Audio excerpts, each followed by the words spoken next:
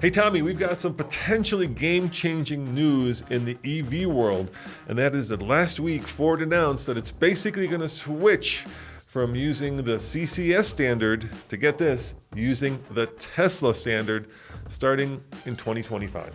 Right, this is huge news. Now, a little bit of background. Here in the US, we really have a couple of different styles of charging connectors.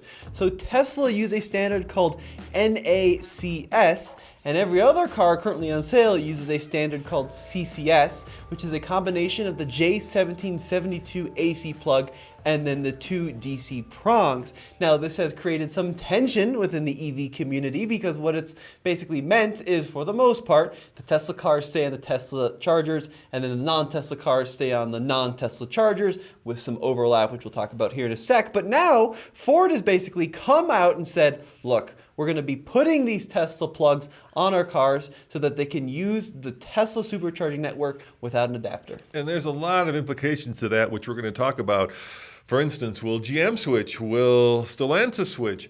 But for all you Europeans, keep in mind you have a completely different standard. It's called CCS2, and in Europe, Tesla uses that standard. So really what we're talking about are implications for North America, but not Europe. Well, and in Europe, they're really ahead of the curve on what it should be. Every car just uses the same plug, right? You don't need to worry about adapters and what charger has what, and it's just a very simple, streamlined system. Now, of course, one of Tesla's biggest advantages ever since the establishment of the supercharger network over 10 years ago was rapid, high-speed, reliable, easy-to-use charging for Tesla vehicles only. Now, Tesla did come out a while back, actually Elon came out a while back and said he'd be opening up that network to other vehicles. But we haven't really seen a lot of other manufacturers take advantage of that opportunity. A company called Aptera said that they were going to start building cars with their plug. Well, cars is three-wheeled things. That's right. We're still waiting for that to happen. And what we've seen in recent months, right, is that Tesla now will sell you a dongle, an adapter, so that you can charge on EA stations and CCS stations. And Tesla recently also started rolling out a new type of charger called the Magic Dock, which has the adapter built in, so now you can charge other cars on a Tesla standard. But this is a big deal because Ford is basically saying, you know what, we're going with your plug. Yeah, basically Jim Farley, the CEO of Ford, and Elon Musk got together on Twitter and made this announcement. Now, another reason this is a big deal, besides the fact that the Tesla standard is much more reliable. Tesla doesn't break out the number of chargers, but they say worldwide they have about 45,000 individual chargers.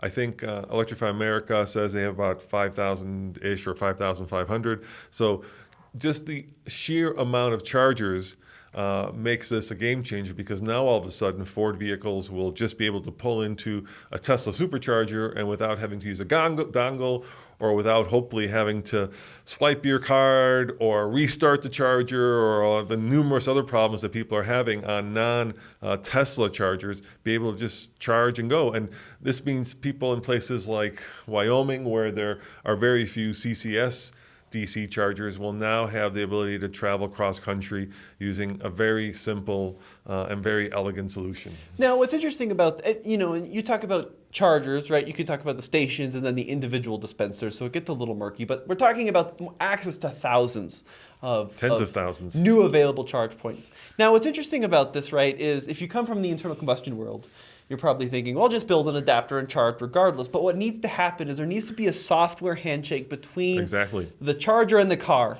And there has to be this communication. So it's not the hardware that's been the challenge over the past decade. It's been the willingness of the manufacturers to work with Tesla, to work with Elon, and vice versa, to allow that communication to happen.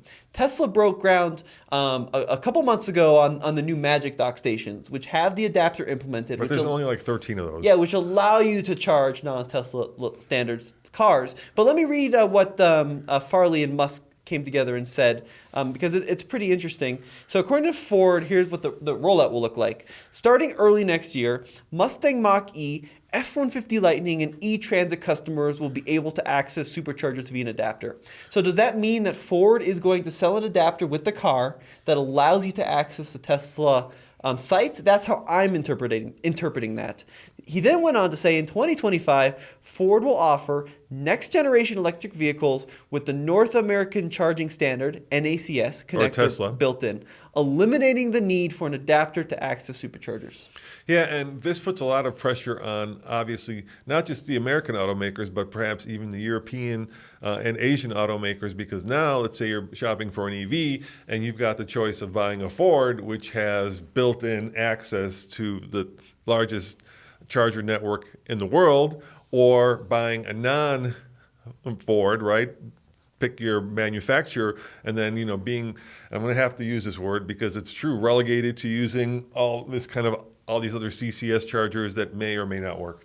Right. Now, that's a huge competitive advantage, Tommy. It is, but you got to remember, the CCS network is growing quickly. It's also got a huge number of competitors in that world, from ChargePoint, EVgo, EA, right? Lots and lots of dispenser kind of operators coming in and working in that world. And I got to say, we're talking here about DC fast charging.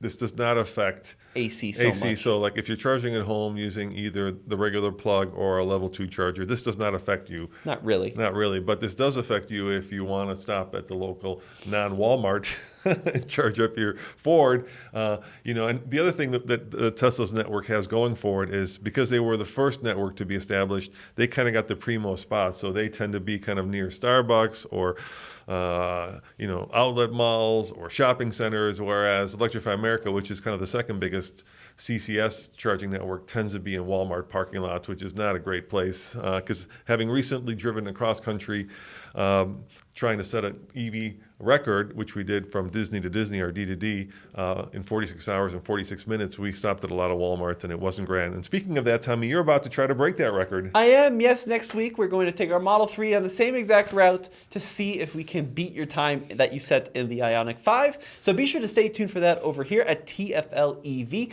Lots of cool videos coming on that. This will be a good test of the charging network efficiency and differences, because with the Ioniq 5, Nathan and I had to use Electrify America, whereas you're going to get to use Superchargers. So the record that you're trying to break, once again, we're going from Disney in California to Disney in Florida, or basically downtown Orange in California, downtown Orange in Orlando. And you're going to try to beat 46 hours and 46 minutes. So good luck to you, my man. So let's talk a little bit more about what this means if you're a Tesla driver.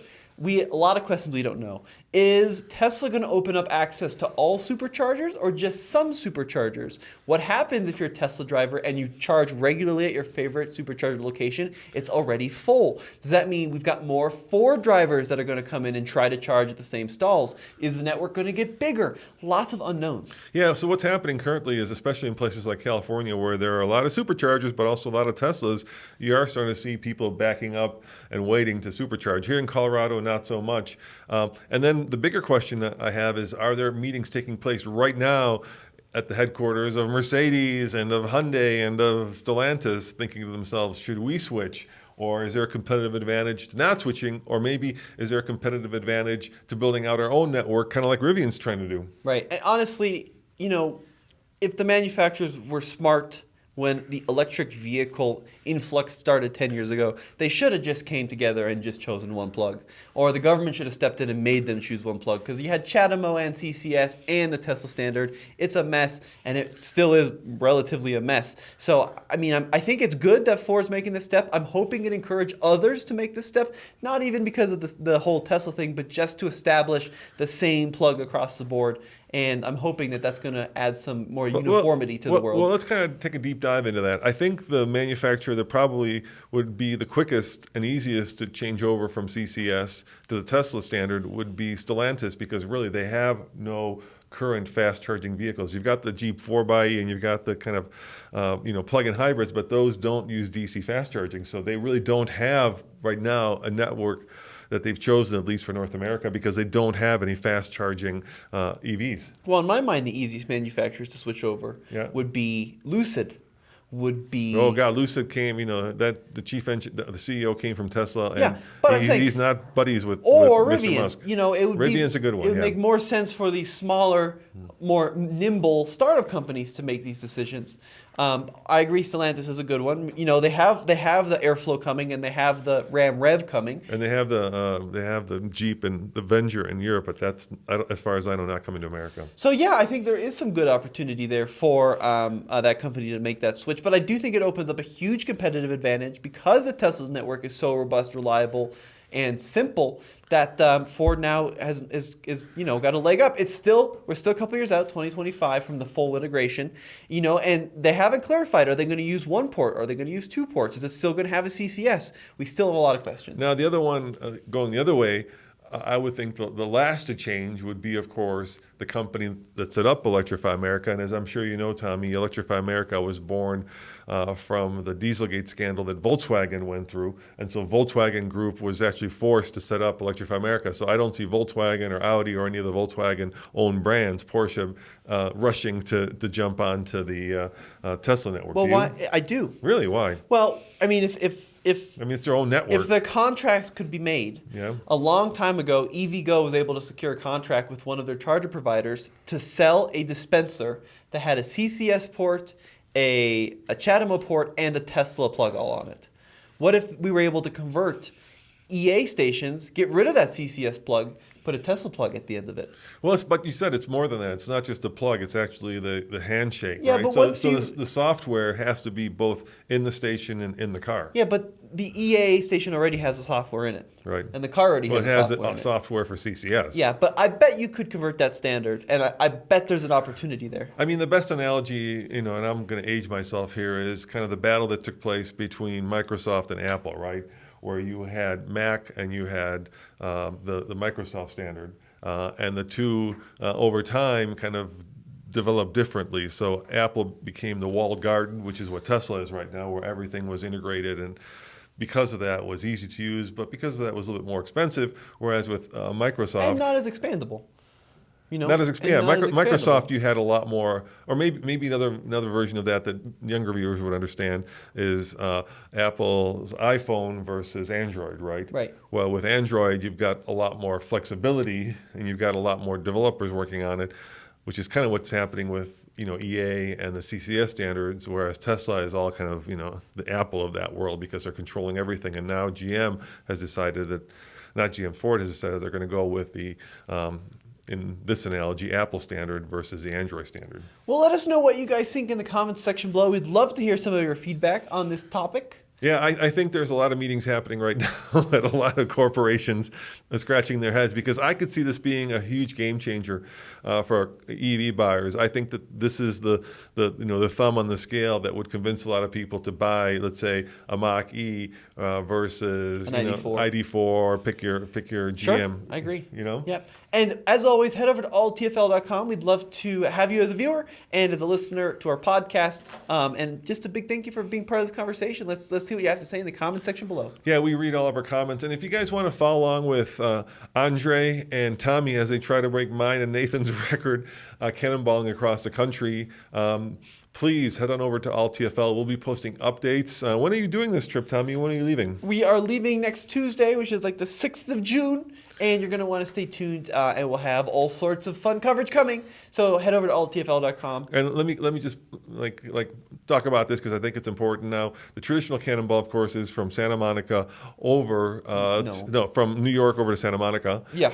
And it's a very illegal thing that Brock Yates started back in the day when the speed limit was 55, and he did it to kind of protest that. We didn't want to do that same route because we thought the EV is changing the car world. So we picked the southern route because it's warm and EVs like being warm.